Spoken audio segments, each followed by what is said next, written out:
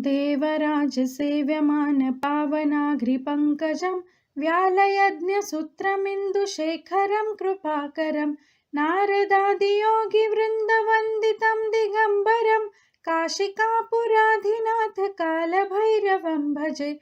भानुकोटिभास्वरं भवाब्धितारकं परं नीलकण्ठमीप्सितार्थदायकं त्रिलोचनं कालकालमम्बुजाक्षमक्षशूलमक्षरं काशिकापुराधिनाथ कालभैरवं भजे। शूलटङ्कपाशदण्डपाणिमादिकारणं श्यामकायमादिदेवमक्षरं निरामयं भीमविक्रमं प्रभुं विचित्रताण्डवप्रियं काशिकापुराधिनाथ कालभैरवं भजे।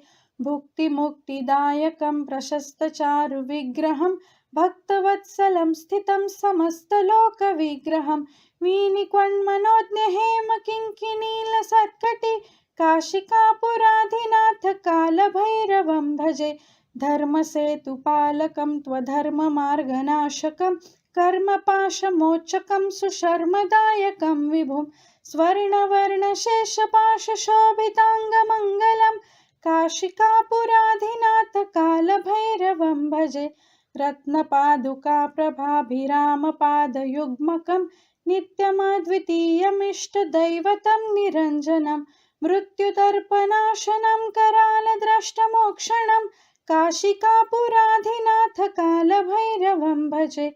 अट्टहासभिन्नपद्मजाण्डकोशसन्तति दृष्टिपातनष्टपापजालमुग्रशासनम् अष्टसिद्धिदायकं कपालमालिकाधरं काशिकापुराधिनाथ कालभैरवं भजे।